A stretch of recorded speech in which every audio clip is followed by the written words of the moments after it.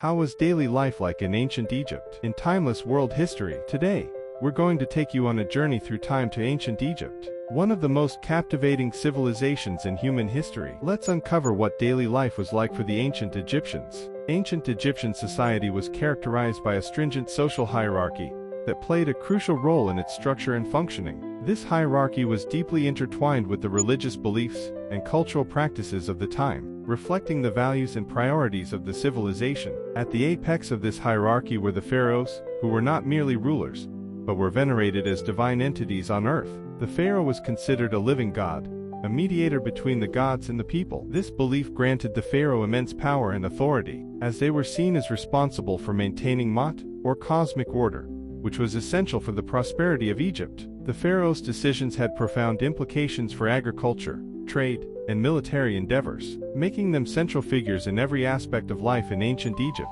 Their lavish tombs, such as the pyramids, stand as testaments to their status and the resources that were mobilized in their name. Directly beneath the pharaohs were the nobles, who included members of the royal family, high-ranking officials, and powerful landowners. These individuals often held significant political and economic power, managing vast estates and resources.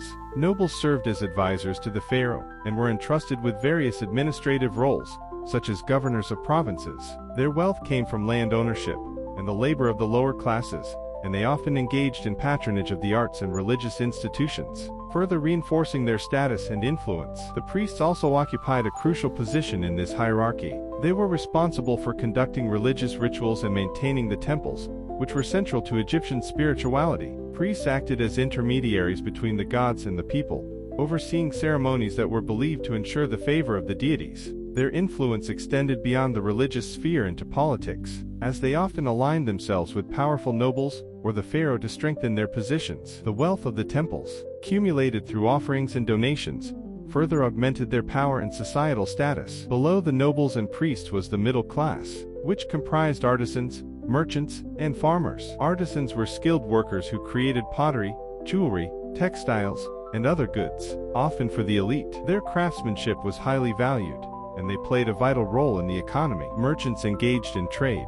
both within Egypt and with neighboring regions, facilitating the exchange of goods and cultural ideas. Farmers, who formed the backbone of the economy, worked the fertile lands along the Nile. They produced surplus crops, which were essential for sustenance and trade, but their status was often precarious, as their livelihoods depended on the annual flooding of the Nile. At the bottom of the social hierarchy were the laborers and slaves. Laborers undertook physically demanding jobs, such as construction and agriculture, often working under harsh conditions. Slavery in ancient Egypt was not based on race but rather on circumstance, including prisoners of war and those in debt. While slaves had limited rights and were subject to their masters, some could earn their freedom or even rise in status through exceptional service. For the average Egyptian, daily life revolved significantly around the Nile River, which served as the lifeblood of their civilization. The Nile's annual flooding brought nutrient-rich silt to the surrounding lands, making agriculture possible and providing a stable food supply. As a result,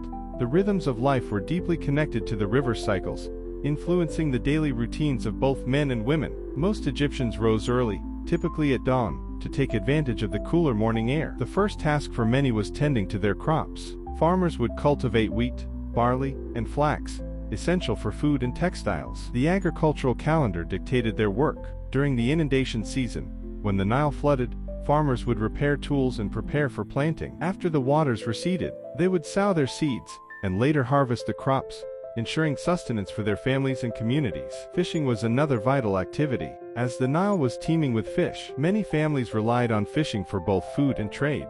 Men often built simple boats or used nets to catch fish, which would be consumed fresh or dried for preservation. The river also provided opportunities for gathering other resources, such as papyrus, which was used for making baskets, mats, and even early forms of writing materials. In addition to agriculture and fishing, construction projects were a significant part of daily life. Many Egyptians worked on building temples, monuments, and homes. These projects required a substantial labor force, which was often organized by the state or wealthy nobles. Construction work was demanding and labor-intensive, with workers engaging in tasks ranging from quarrying stone to transporting materials. Despite the hard labor, these projects fostered a sense of community, as people worked together towards common goals.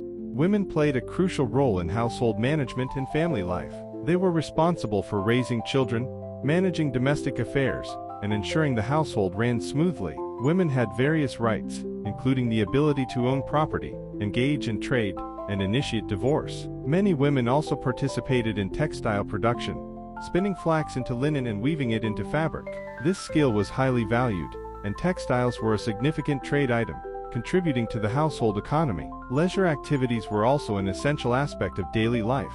Egyptians enjoyed various forms of entertainment, which provided a welcome respite from their labor. One popular pastime was playing senet, a strategy board game that was a favorite among both adults and children.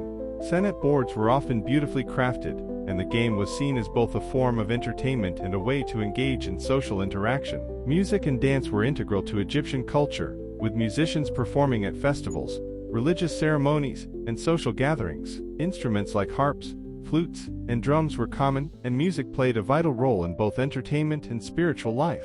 Singing and dancing were not only enjoyed during celebrations but were also part of everyday activities, enhancing communal bonds and providing joy. The ancient Egyptians had a diverse and nutritious diet that was crucial to their daily lives, shaped by the agricultural bounty of the Nile River. The staple food in their diet was bread, made from emmer wheat or barley, which was a key source of carbohydrates.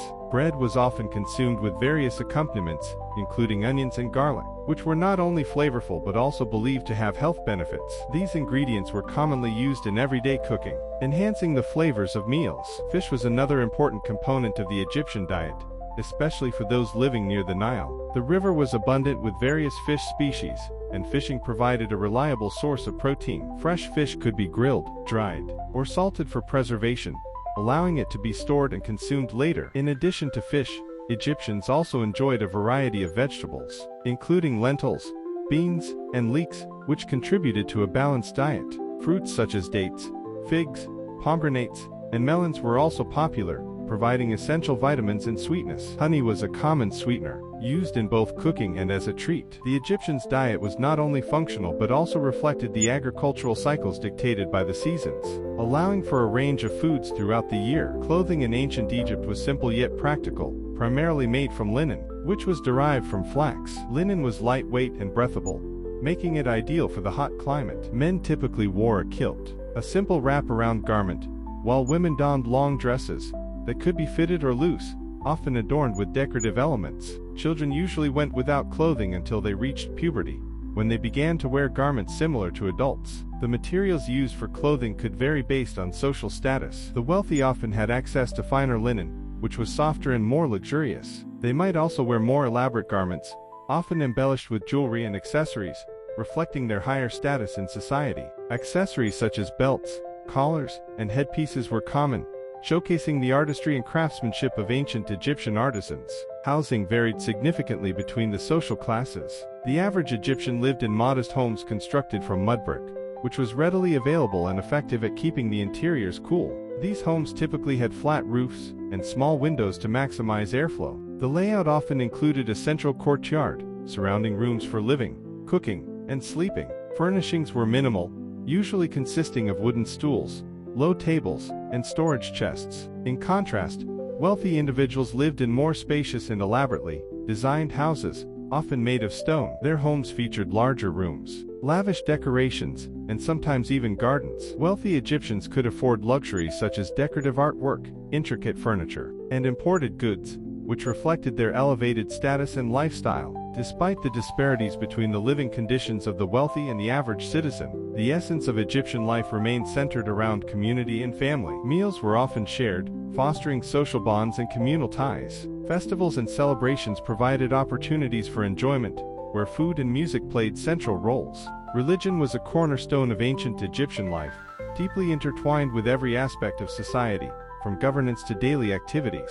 The Egyptians practiced a polytheistic belief system, worshipping a vast pantheon of gods and goddesses, each representing various elements of nature, society, and human experience. These deities were believed to hold immense powers and responsibilities, influencing everything from the annual flooding of the Nile to fertility, health, and the afterlife. Among the most significant gods was Ra, the sun god, who symbolized life and creation. He was often depicted as a falcon-headed figure, representing the sky and the sun's journey across it. Osiris, the god of the afterlife and resurrection, played a crucial role in Egyptian beliefs about death and the afterlife. He was associated with agriculture and fertility, symbolizing rebirth and regeneration. His sister and wife, Isis, was revered as a goddess of motherhood, magic, and healing, often depicted as a protective figure. Horus, the sky god, represented kingship and protection, while Set was associated with chaos and the desert. Each deity had specific rituals, temples, and festivals dedicated to them, reflecting their importance in the daily lives of the Egyptians. The pharaoh, regarded as a divine ruler, acted as an intermediary between the gods and the people, ensuring that the gods were appeased through offerings, prayers, and monumental temple constructions. The Egyptians believed in an afterlife that was both a continuation of life on earth and a journey to the underworld, known as Duat. Central to this belief was the notion that the soul, or Ba, would embark on a journey after death, facing challenges and trials before being judged by Osiris. This judgment determined the soul's fate in the afterlife, where it would be weighed against the feather of Mot, the goddess of truth and justice. If the heart was found lighter than the feather, the soul would be granted eternal life in the field of reeds, a paradise reflecting an idealized version of life on earth. However, if the heart was heavier, it faced annihilation, devoured by Ammit, a fearsome creature that was part crocodile, lion, and hippopotamus. To prepare for this journey, the ancient Egyptians invested significant efforts in burial practices and tomb construction. They believed that proper mummification and burial rites were essential for the soul's successful transition to the afterlife. Wealthy individuals could afford elaborate tombs filled with goods, food, and treasures to accompany them in the afterlife. The pyramids of Giza stand as monumental testaments to these beliefs, showcasing the grandeur and significance of the afterlife in Egyptian culture. Rituals and offerings were integral to maintaining the favor of the gods. Daily rituals performed by priests in temples included offerings of food, incense, and prayers, ensuring the gods were nourished and content. Festivals celebrating various deities provided opportunities for communal worship, feasting, and celebration, reinforcing social bonds and cultural identity. Education held a significant place in ancient Egyptian society, reflecting the civilization's emphasis on knowledge, literacy, and the importance of preparing individuals for various roles within the community. However, access to education was largely restricted to the wealthy, as the costs associated with schooling were prohibitive for the lower classes. This exclusivity meant that the majority of children, particularly those from farming or laboring families, did not receive formal education. For the privileged few who could afford it, education typically began around the age of 5 or 6. Boys were primarily the focus of educational opportunities, although some girls from affluent families also received instruction, particularly in domestic skills. The educational system was primarily centered in temples, which served as schools where students learned from experienced scribes and priests. These educators were highly respected, as they not only imparted knowledge, but also served as custodians of cultural and religious traditions. The curriculum emphasized essential skills such as reading, writing, and arithmetic. The ability to read and write was particularly valued, as literacy was crucial for administrative tasks, trade, and religious functions. Students learned to use hieroglyphs, the complex writing system of ancient Egypt, which combined logographic and alphabetic elements. Hieroglyphs were used for various purposes, including religious texts, monumental inscriptions, and administrative records. The Egyptians developed a sophisticated system of hieroglyphic writing that conveyed both practical and spiritual information. Thanks for watching. If you're curious about ancient Egypt, we'd love to hear your thoughts. What specific topics would you like to know more about? Whether it's about the pharaohs, daily life, pyramids, or the fascinating gods and goddesses, leave your questions in the comments below. Ancient Egypt is a captivating civilization with a rich history, and there's so much to explore. From the intricate hieroglyphics to the grandeur of the temples, each aspect tells a story waiting to be uncovered. Are you interested in the daily lives of Egyptians, their beliefs in the afterlife, or perhaps the remarkable achievements in art and architecture? Whatever it may be, your questions can guide our future content.